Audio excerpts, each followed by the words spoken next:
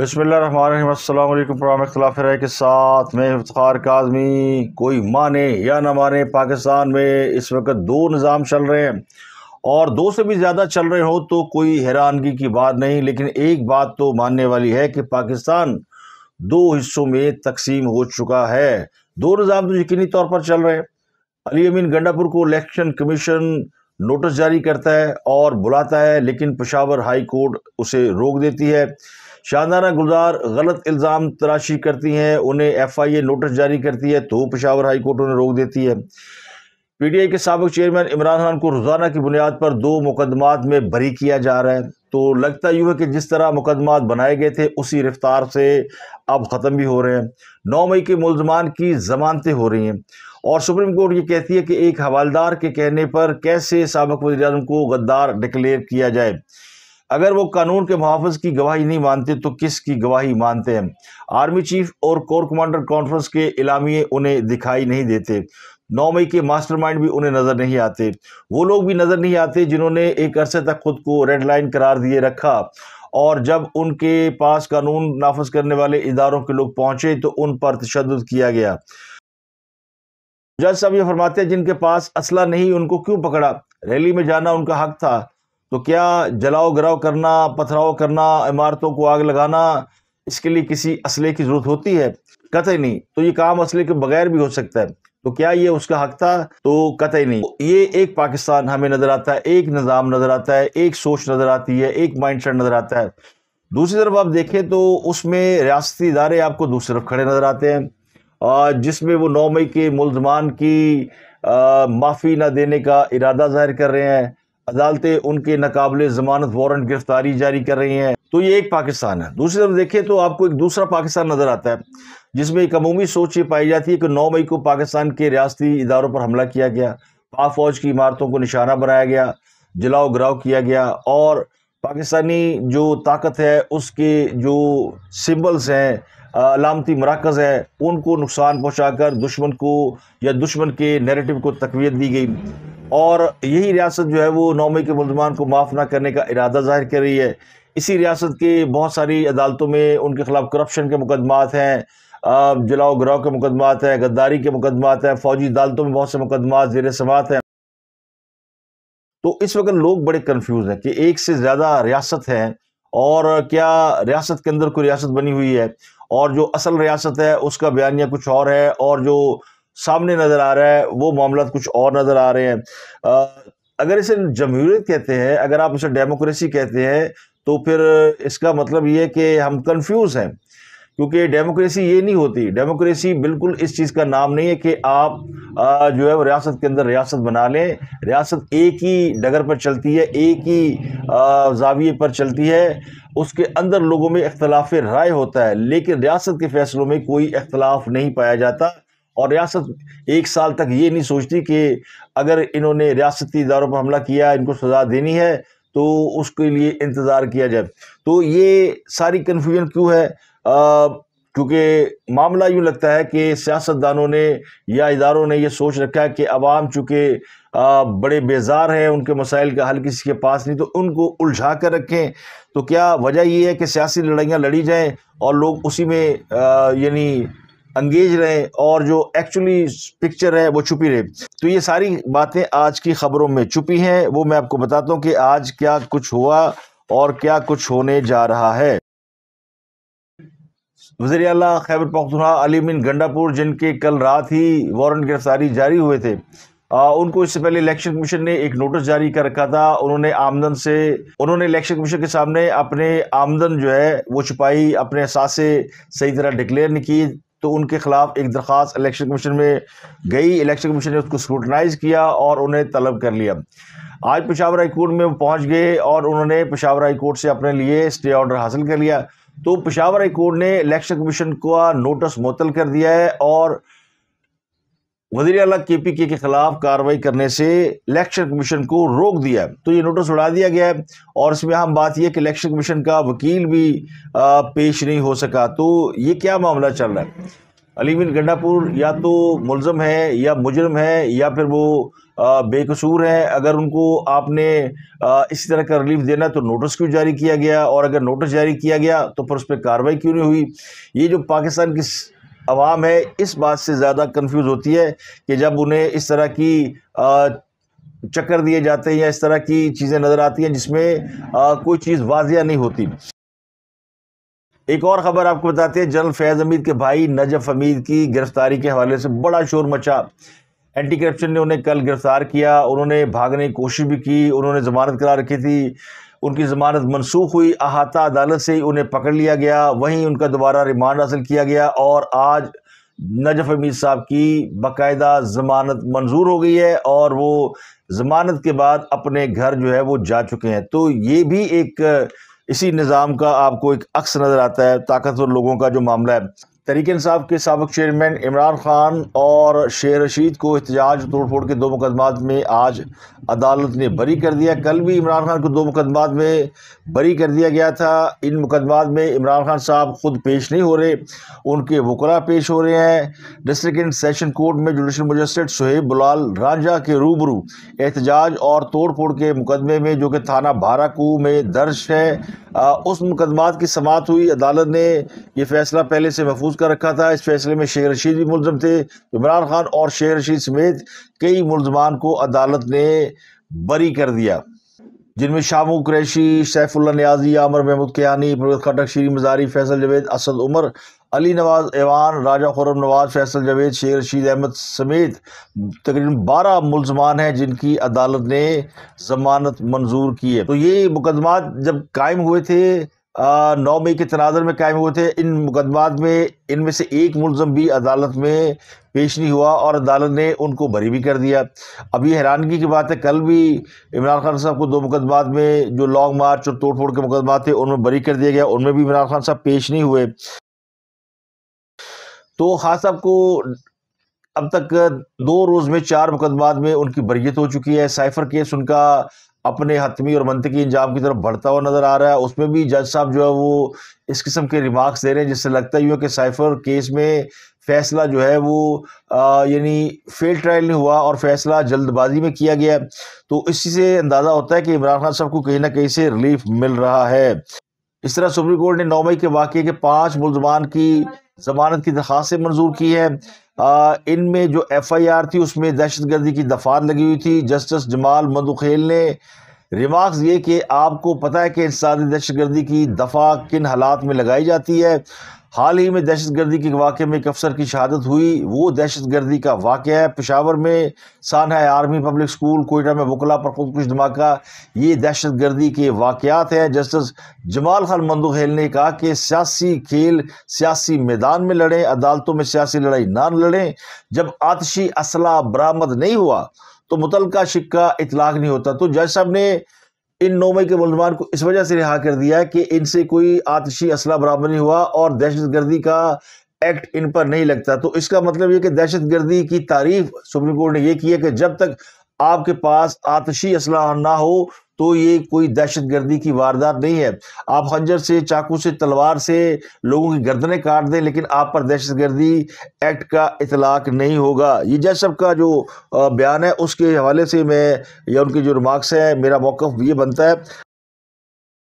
ملزمان کے وکیل نے کہا کہ یہ جو لوگ پکڑے گئے ہیں ان کا سیاسی جماعت سے کوئی تعلق نہیں ہے۔ تو جج صاحب نے ریمارکس دیا کہ کیا سیاسی جماعت سے تعلق رکھنا جرم ہے؟ ہم نے سیاسی جماعتوں اور طلباء یونین پر پابندی لگائی اس لیے یہاں تک پہنچے ہیں۔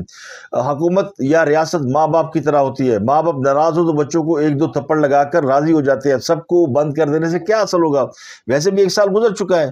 تو جج صاحب نے تو آج 9 مئی کا جو پورا ایک موقف ہے ریاست کا اس کو اڑا کے رکھ دیا۔ انہوں نے کہا کہ اب تو کوئی فائدہ نہیں، 1 سال گزر چکا ہے، یہ جو حملے شملے ہوئے تھے یا ریلیاں نکالی گئی تھی جن میں توڑ پھوڑ ہوئی تھی، احتجاج ہوا تھا، اب اس کو ختم کر دینا چاہیے کیونکہ یہ ہمارے اپنے بچے ہیں۔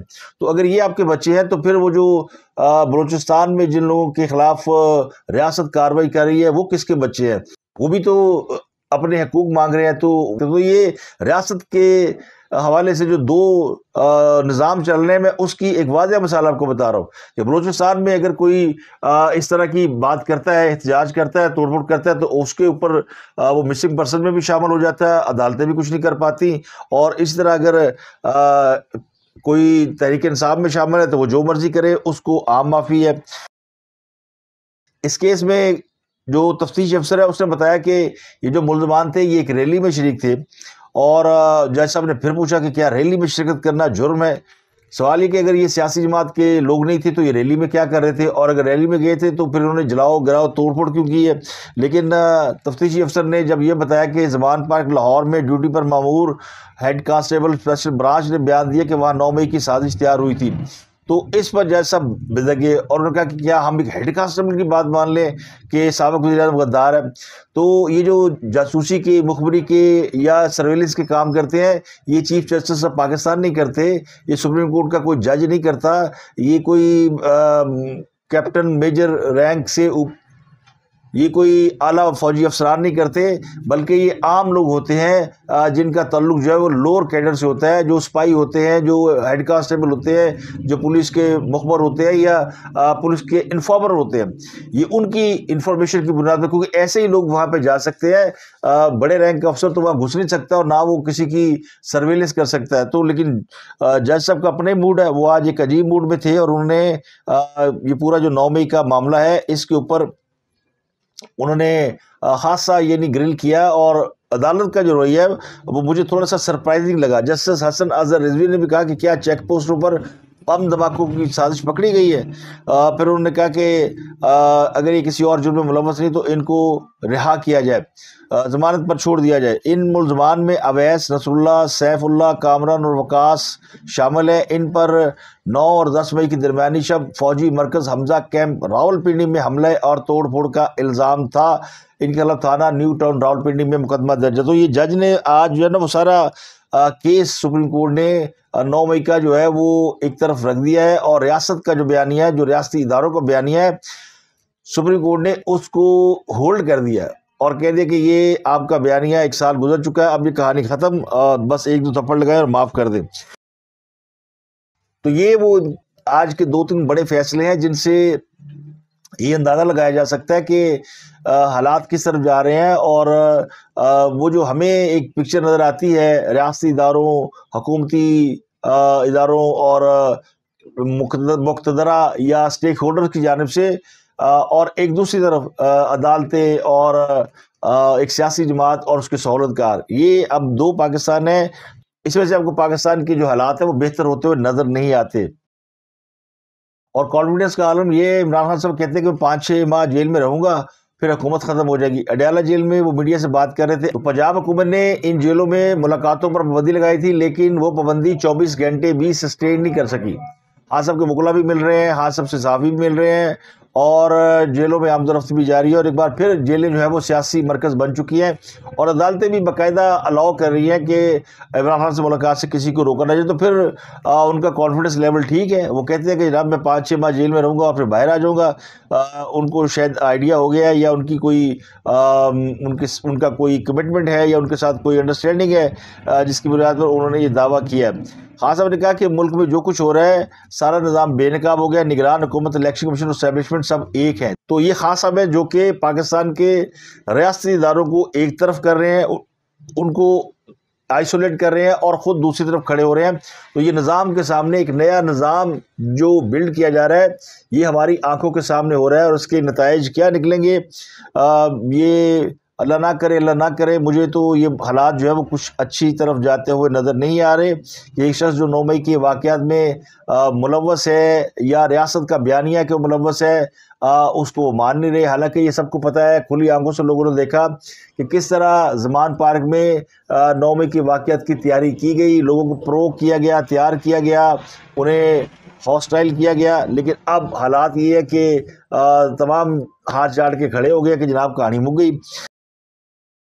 تو دوسری طرف اگر آپ دیکھیں تو ریاست کہیں نہ کہیں کوشش کر رہی ہے کہ ان معاملات کو جو ہے وہ ٹیکل کیا جائے، اور جو ان معاملات میں ملوث لوگ ہیں ان کو روکا جائے۔ جیسے سینٹ کا الیکشن ہونے والا ہے، اس میں ان لوگوں کے نام بھی دیے گئے ہیں جو کہ 9 مئی کے واقعات کے مرکزی ملزم ہیں۔ الیکشن کمیشن آف پاکستان نے سینٹ الیکشن کے لیے 21 امیدواروں کے کاغذات نامزدگی منظور کیے، جبکہ کئی امیدواروں کے کاغذات نامزدگی مسترد کر دیے ہیں، جن میں تحریک انصاف کے رہنما زلفی بخاری اور ٹک ٹاکر سنم جاوید شامل ہیں۔